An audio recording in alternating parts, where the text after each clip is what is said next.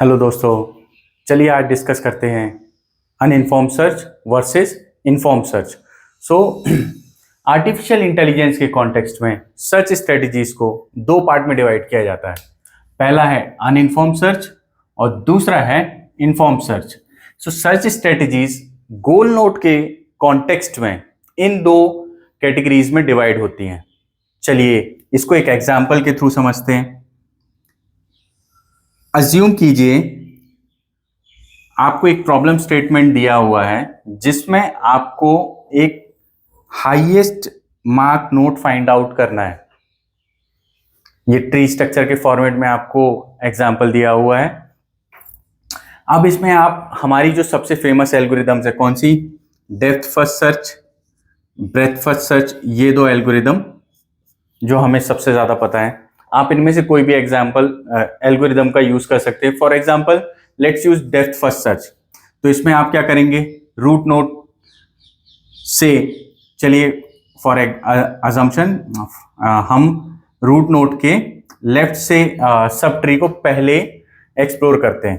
तो अगर हम 45 के लेफ्ट नोड को सबसे पहले एक्सप्लोर करते हैं तो डेप्थ फर्स्ट सर्च में क्या होता है, अगर सब चाइल्ड एग्जिस्ट करता है तो हम उसके सब चाइल्ड को एक्सप्लोर करेंगे और ये जो वैल्यू है उसको कंपेयर करके हाईएस्ट मार्क वैल्यू जो है उसमें अपडेट करते जाएंगे। यहां 68 हो जाएगी। अब अगेन अगर कोई लेफ्ट नोड एग्जिस्ट करता है, सब नोड एग्जिस्ट करता है तो उसको हम अगेन ट्रेवर्स करेंगे और फिर अगर वैल्यू हाईएस्ट नोड है तो उसको अपडेट कर देंगे। और ये प्रोसेस तब तक चलती रहेगी जब तक हमारे क्या है, सारे सब चाइल्ड एग्जॉस्ट ना हो जाए। अभी 52 के बाद क्या करेंगे, बैक ट्रेवर्स करेंगे एंड देन 59 को एक्सप्लोर करेंगे और इस तरह से पहले पूरा लेफ्ट सब चाइल्ड एक्सप्लोर होंगे, फिर उसके बाद 45 के राइट सब चाइल्ड में जाएंगे और इस राइट सब चाइल्ड ट्री को हम एक्सप्लोर करेंगे और फाइनली फाइंड आउट होगा कि हमारा जो हाईएस्ट मार्क नोड है 89 वो हमको मिल जाएगा। और ये जो कंपैरिजन है नोड्स के बीच में, वैल्यूज का जो कंपैरिजन है, ये हर एक इंटरमीडिएट नोड, हर एक नोड पर होता रहेगा। अब जब आपको ये 89 मिल जाएगा तो यहां पर आपकी प्रोसेस एग्जॉस्ट हो जाएगी क्योंकि आपके सारे नोड्स भी क्या हो गए हैं, एग्जॉस्ट हो चुके हैं। लेकिन अभी अगर मैं आपसे कहता हमने अपनी अगर इस सर्च स्ट्रेटजी में लेफ्ट सब चाइल्ड की जगह राइट सब चाइल्ड से एक्सप्लोर करना शुरू किया होता तो क्या सर्च स्ट्रेटजीज में चेंज आता, या ऐसा कुछ होता कि हमें कुछ ट्री थोड़ा कम एक्सप्लोर करना पड़ता? बिल्कुल भी नहीं। हमको हाईएस्ट मार्क नोड 72 जाते, फिर 62 एक्सप्लोर करते, देन 89 भी आता और ये मिलने के बाद हाईएस्ट मार्क 89 मिलने के बाद हम यहां पर भी ये नहीं कह सकते थे कि यही हमारा जो नोड है वो हाईएस्ट मार्क नोड है।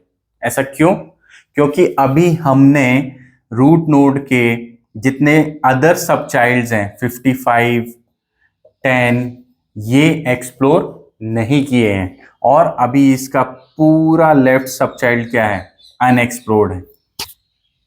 तो इसकी वजह से आपको हाईएस्ट मार्क मिलने के बाद भी आप श्योरिटी से नहीं कह सकते कि this is your highest mark node. तो इसकी वजह से आपको फुल ट्री को मल्टीपल टाइम्स, या जितना भी प्रॉब्लम स्टेटमेंट दिया है, फुल ट्री को आपको एक्सप्लोर करना ही पड़ेगा। और इसी वजह से अनइन्फॉर्म्ड सर्च को ब्लाइंड सर्च भी कहा जाता है। क्यों? क्योंकि जब तक आपकी एल्गोरिदम एग्जॉस्ट नहीं हो जाएगी आपको पूरा नोड जो इस ट्री में अवेलेबल हैं आपको एक्सप्लोर करना पड़ेगा। लेकिन अभी इसी सर्च स्ट्रेटजी में आप एक छोटा सा चेंज देखिए। मैंने आपको इंफॉर्मेशन दे दी कि जो हाईएस्ट मार्क नोड है वो रूट नोड के राइट में लाई करता है।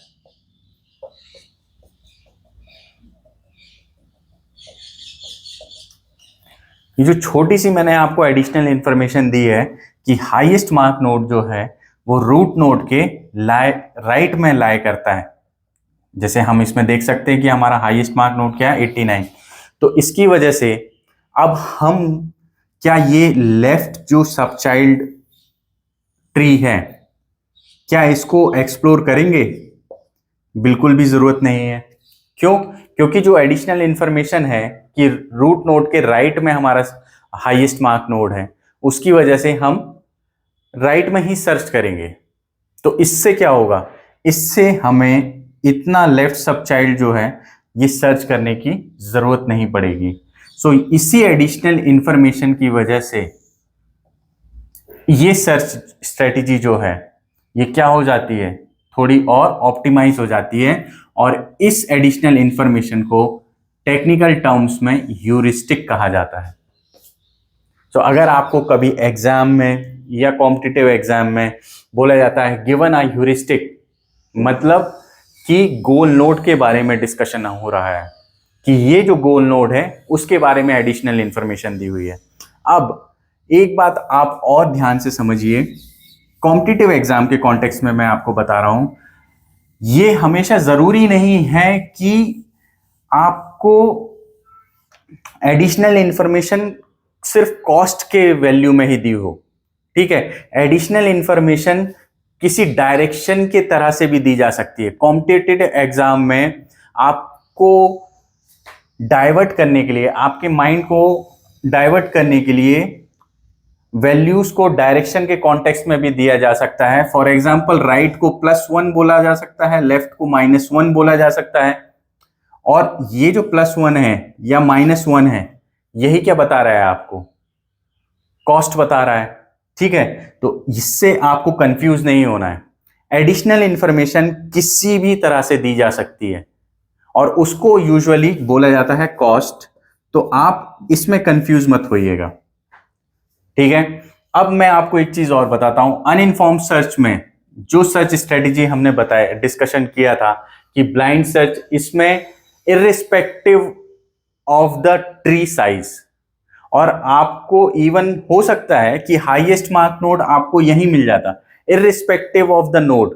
ठीक है, आपको जो प्रॉब्लम स्टेटमेंट था highest mark node find out करने का, अगर एडिशनल इंफॉर्मेशन नहीं दी है तो आपको पूरा का पूरा ट्री बार बार एक्सप्लोर करना पड़ेगा और इसको बोला जाता है ब्लाइंड सर्च।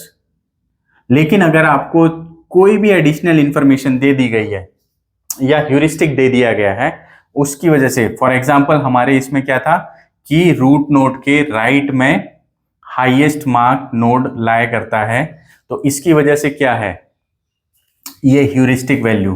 तो ये इसकी वजह से आपकी सर्च स्ट्रेटेजी दो पार्ट में डिवाइड हो जाती है। सो अनइन्फॉर्म्ड सर्च में जो हमारी सर्च स्ट्रेटेजीज हैं famous, breadth first search, depth first search and uniform cost search, इन सारी सर्च एल्गोरिदम्स को मैं फ्यूचर के वीडियोस में 1 बाय 1 करके एक एक करके समझाऊंगा। और इन्फॉर्म्ड सर्च में ये एडिशनल इंफॉर्मेशन ह्यूरिस्टिक की वजह से दो एल्गोरिदम्स हैं, greedy best first search and A star algorithm. In algorithms को भी मैं नेक्स्ट जो मेरे फ्यूचर वीडियोस होंगे उनमें समझाऊंगा। होपफुली अभी आपको समझ में आ गया होगा कि अनइन्फॉर्म्ड सर्च और इन्फॉर्म्ड सर्च में क्या डिफरेंस होता है।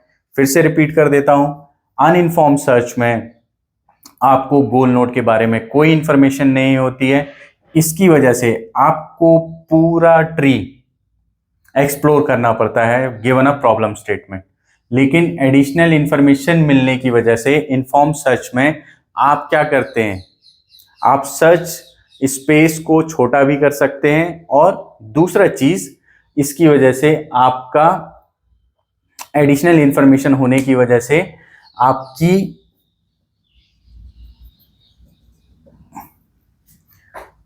टाइम भी सेव होता है। चलिए इसको डिस्कशन करते हैं परफॉर्मेंस के एस्पेक्ट में। आइए, सो अगर आपको इसी सर्च ट्री को पूरा एक्सप्लोर करना होता तो देखिए, अनइन्फॉर्म्ड सर्च में ये सारे नोट्स को आपको रखना पड़ता मेमोरी में, तो मेमोरी भी लगती है आपको, और दूसरा पूरा ट्री एक्सप्लोर करने की वजह से आपको टाइम भी ज़्यादा लगता। लेकिन यही इन्फॉर्म सर्च में आपको मेमोरी भी कम लगेगी और टाइम भी कम लगेगा।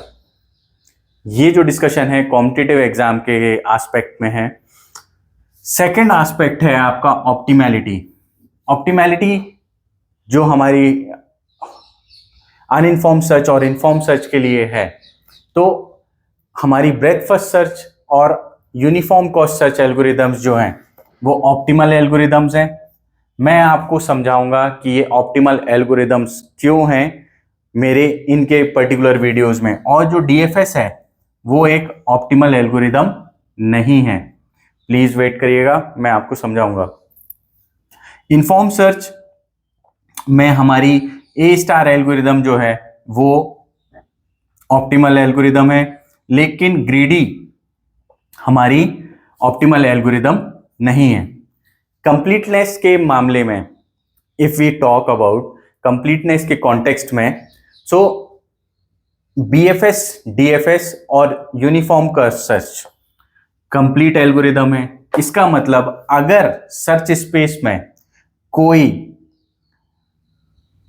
सॉल्यूशन एग्जिस्ट करता है तो ये तीनों एल्गोरिदम उस सॉल्यूशन को फाइंड आउट कर लेंगी। लेकिन इन्फॉर्म सर्च में ए स्टार एल्गोरिदम कंप्लीट एल्गोरिदम है, लेकिन greedy best first search algorithm जो है वो कंप्लीट एल्गोरिदम नहीं है, कंप्लीटनेस फॉलो नहीं करती है। आई होप आपको इतना समझ में आया होगा। तो हमने इस पूरे वीडियो में तीन बातों पर डिस्कशन किया है कि अनइन्फॉर्म सर्च और इन्फॉर्म सर्च क्या होती है, इनको ब्लाइंड सर्च और ह्यूरिस्टिक क्यों बोला जाता है। फिर इसके बाद हमने परफॉर्मेंस के एस्पेक्ट में इन एल्गोरिदम्स को देखा, ऑप्टिमैलिटी के एस्पेक्ट में इन एल्गोरिदम्स को देखा, और कंप्लीटनेस के एस्पेक्ट में इन एल्गोरिदम को कंपेयर किया। आई होप आपको समझ में आया हो। Thank you.